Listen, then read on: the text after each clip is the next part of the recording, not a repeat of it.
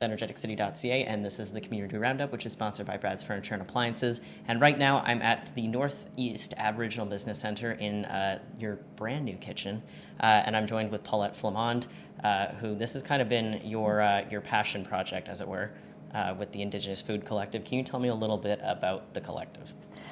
Wow, the idea started about 4 years ago when I realized that, hey, we have this space. It used to be a small kitchen, but let's turn it into an industrial kitchen so that all of our food producers in the area, especially our Indigenous food suppliers, as well as non-Indigenous people as well, could be able to have a community kitchen that would be certified to use. And so it took basically about 4 years, well, 3 years to actually get a funder in place, and ATCO Frontec, which they actually just dropped off their a little plaque here last week, and they were able to sponsor this kitchen for us. So it was a big undertaking because we're dealing with an older building, so there was a lot of construction that needed to be done. So it took about a year. And then we got our certification by Northern Health, and I was just really excited to get going. But then what happened is that we ran a program for 10 weeks for youth in life skills and entrepreneurship. So we basically had to put everything on hold, and that course just got finished last week. So now we're back in the kitchen trying to get things going. So we're actually busy doing all of our promotional material. We're busy setting up agendas, as well as all of our systems, the paperwork that we're going to need for producers. And actually producers have been calling me to be able to use it. I haven't solidified a producer yet to be using it, but lots of calls.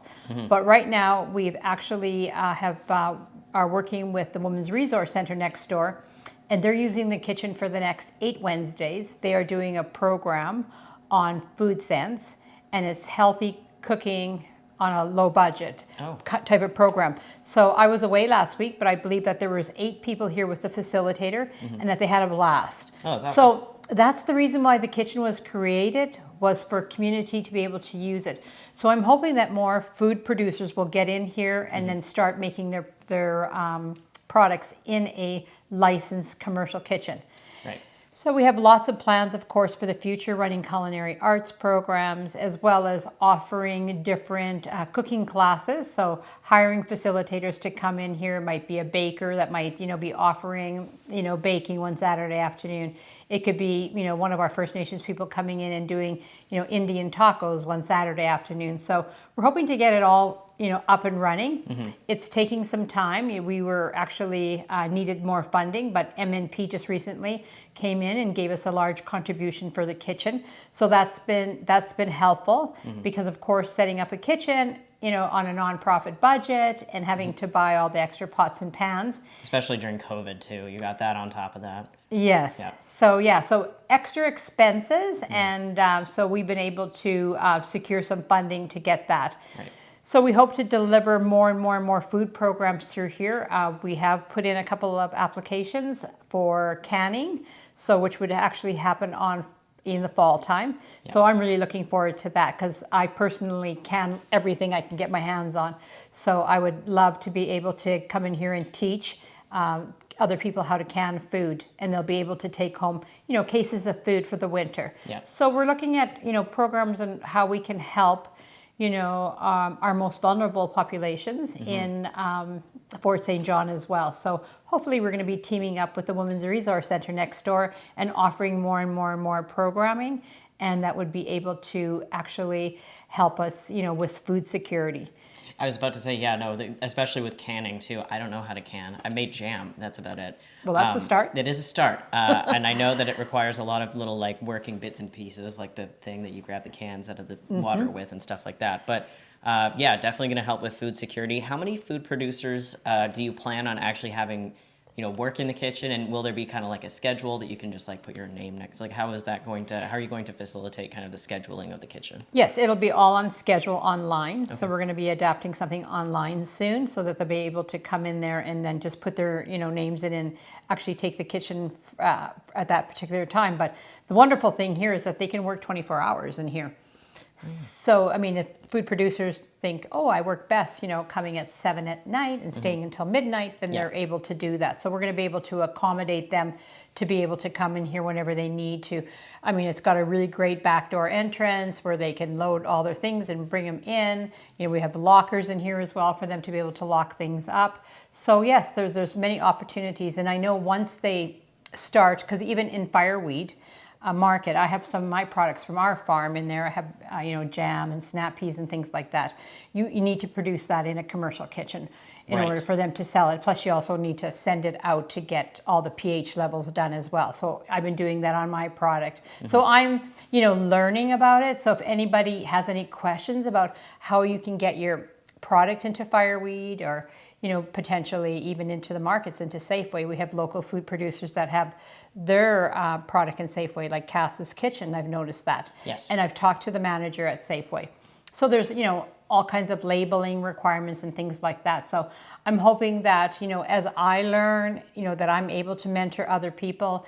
I mean, we do have a small permaculture farm where I have people coming to work on the farm growing food and things like that. So it's all kind of interconnected with, with the Indigenous Food Collective, with local producers and business startups. We also have an office here as well that we're going to be making available. So if a food producer is coming in here and producing their food and they need to do invoicing, so there's a place for them to be able to work out of that. So once we get it all together, I mean, it's taking more time. I always like to have things, happen, but obviously there's a reason why things are, on a more of a slower roll. But the kitchen is here. It is ready to be operated in, and we're willing to, chat with people and see what their needs are and whether or not we can accommodate them in the Indigenous Food Collective.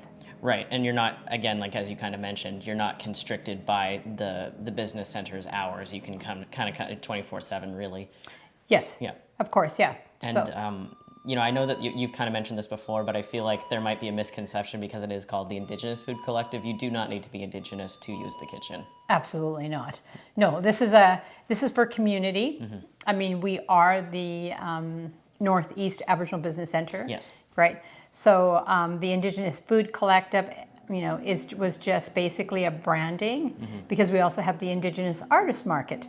Right. So both the Indigenous Artist Market and the Indigenous Food Collective, they're both social enterprises. Gotcha. Through our nonprofit organization. Right. Yeah. All right. So yeah, everyone's welcome, and they can contact me through the Northeast Aboriginal Business Center, and then I can further chat with them about what their needs are and to see whether or not we're able to accommodate them. For sure. You did mention that you got a donation from MNP. At this point, are you looking for more donations or?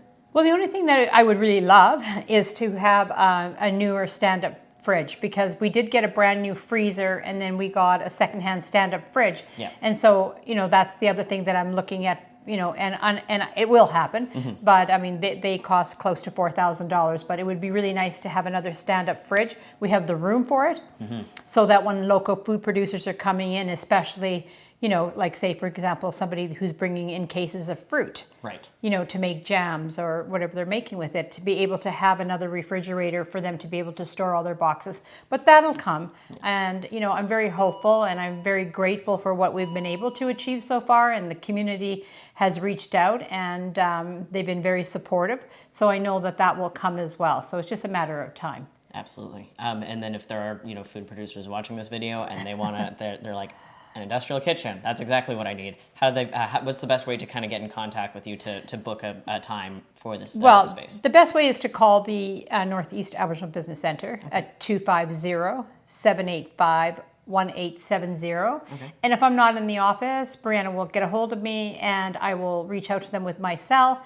And then what we would do is we would meet here at the kitchen for them to take a look at, to see whether or not it's something that they, would be able to use. I know with the Women's Resource Center, I think the day after we got our license, they ran over here and they were so excited. And they're like, we want to deliver a food program, right? And so they're so excited that they're able to use the kitchen, which is basically next door to their office as well. For sure. So it works out perfect, and we're really pleased to have, the Fort St. John Women's Resource Society, coming to utilize the space. I mean, so it's getting used. But like I said, for 10 weeks, Yep. we were running a program here for 10 weeks, and now that the program is over, we're now being able to start booking people in, because it would have been unfair for, to be able to be working in the kitchen when you had a classroom of students, right next door. So, For sure. And also another really wonderful thing is that if there's any food producers out there, or any chefs that want to be able to do a program or to do like a day class, we also have a boardroom that's attached to this kitchen as well. Yes. So, I mean, it's separate, but it's there. So that's a really nice, beautiful thing about this facility, is that it has both, so that we're able to teach. And I think that's what the Women's Resource were doing. They're in the classroom, and then they're coming in here and they're actually making the food products. So it's nice to be able to have that dual rooms to be able to work out of. Absolutely. Okay, my last question for you. If I'm a food producer, is there any cost associated with me using the kitchen? Yes, for food producers there are. Okay. Yeah.